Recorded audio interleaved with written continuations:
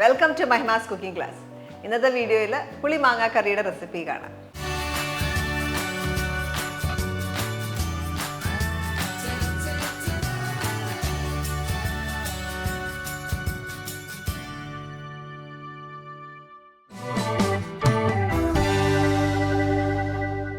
Puli Manga curry ഉണ്ടാക്കാനായിട്ട് ആദ്യം ചട്ടിയിലാണ് നമ്മൾ ചെയ്യുന്നത്. ചട്ടി ഒന്ന് ചൂടാക്കാം.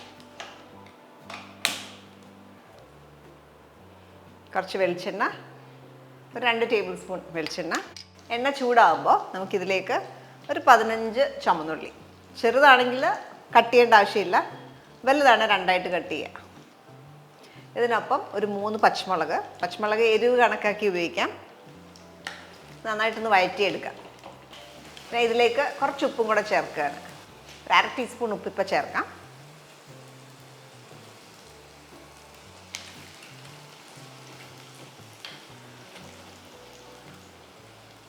ഒരു കുറച്ച് കറിവേപ്പില.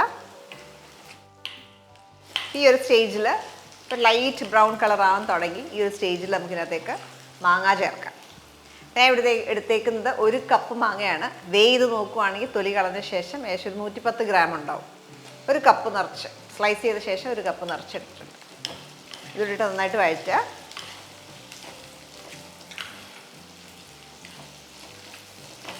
ഒരു 2 മിനിറ്റ് മാങ്ങ ഇട്ട ശേഷം 2 മിനിറ്റ് വഴറ്റുക. ഇനി ഇതിലേക്ക് കുറച്ച് മസാല ഇടാനായിട്ടുണ്ട്. അതിനായിട്ട് കാശ്മീരി മുളക് പൊടിയാണ് ഒരു 1.5 ടീസ്പൂൺ ചേർക്കുക. മഞ്ഞൾപ്പൊടി 1/2 ടീസ്പൂൺ. ഉലുവാപ്പൊടി ഒരു നുള്ള് ഉലുവാപ്പൊടി. ഇത്രയും ചേർത്ത് മസാല ഒന്ന് മൂക്കണം. അതുവരെ ഒന്ന് വഴറ്റുക.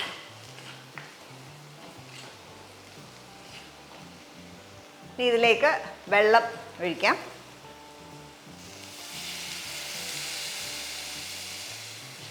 ഒരു കപ്പോളം 1-1.25 കപ്പോളം വെള്ളം ഞാൻ ചേർത്തു.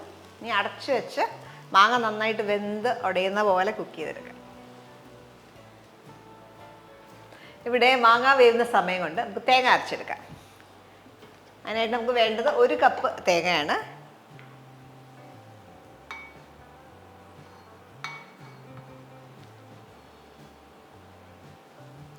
ഇതിലേക്ക് 1/2 ടീസ്പൂൺ ജീരകം,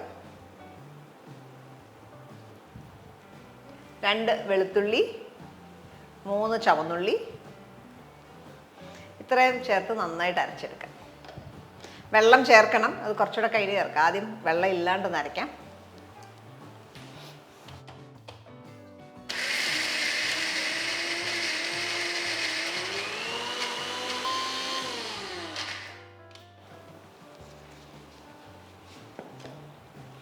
ഇതിലേക്ക് ആവശ്യത്തിന് വെള്ളം ചേർത്ത് നല്ല സ്മൂത്ത് പേസ്റ്റ് ആയിട്ട് അരച്ചെടുക്കുക.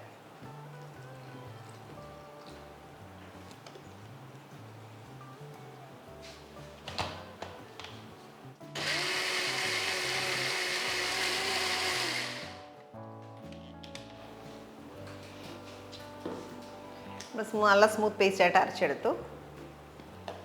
ഇത് ചെക്ക് ചെയ്യാം. ഇവിടെ ആദ്യം നമ്മൾ ഒരു 1/2 ടീസ്പൂൺ ഉപ്പ് ഇട്ടിട്ടുണ്ടായിരുന്നുള്ളൂ. ഉപ്പ് ആവശ്യത്തിന് ഇടാം. 1 ടീസ്പൂൺ ഉപ്പും കൂടെ ചേർത്തു. മാങ്ങയൊക്കെ നന്നായിട്ട് വെന്തിട്ടുണ്ട്. അരപ്പ് ചേർക്കുമ്പോൾ തീ കുറച്ച് വെച്ച് വേണം ചേർക്കാൻ.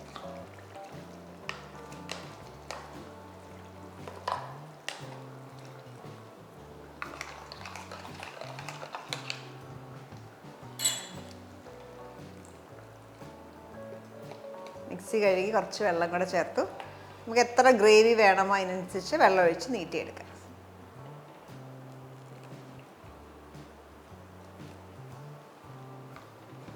ഈ ഒരു അയവ് ഇപ്പോൾ ഇത് തിളയ്ക്കണ്ട, നന്നായിട്ടൊന്ന് ചൂടായാൽ മതി.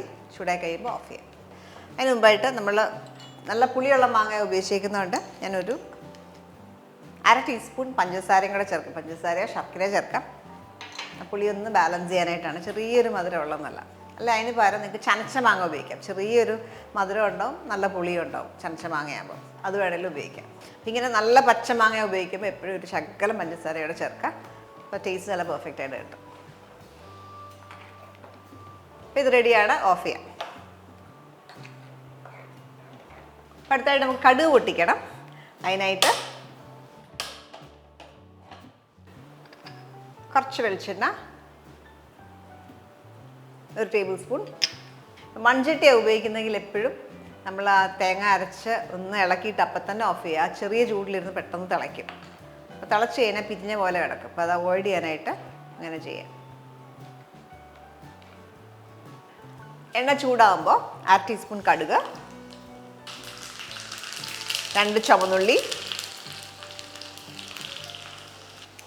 ചുവന്നുള്ളി ഒന്ന് മൂത്ത് വരുമ്പോൾ 2 മുളക് കീറിയിടാം.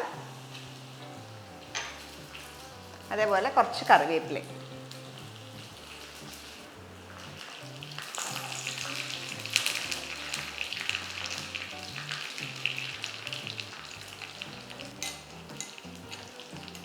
ഇപ്പോൾ ഇവിടെ ഇത് മൂത്തു, ഇത് ഓഫ് ചെയ്യാം. ഇനി ഇതിലേക്ക് ഒരു നുള്ള മുളക് പൊടി, കാശ്മീരി മുളക് പൊടിയാണ്, ഒരു നിറത്തിന് വേണ്ടിയിട്ടാണ്. അതേപോലെ വളരെ ചെറിയൊരു പിഞ്ച് ഉലുവാപ്പൊടിയും കൂടെ ചേർക്കാം. കറിയിലേക്ക് ഒഴിക്കുക. ഇതിൻ്റെ ഫ്ലേവർ എല്ലാം ഇൻഫ്യൂസ്ഡ് ആവാനായിട്ട് അടച്ച് വെക്കാം. ഒരു 5 മിനിറ്റ് അടച്ച് വെക്കാം.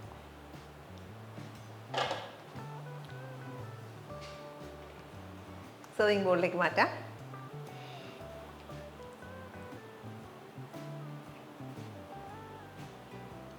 നമ്മുടെ കറിക്ക് പെർഫെക്റ്റ് തിക്നെസ് ആണ്.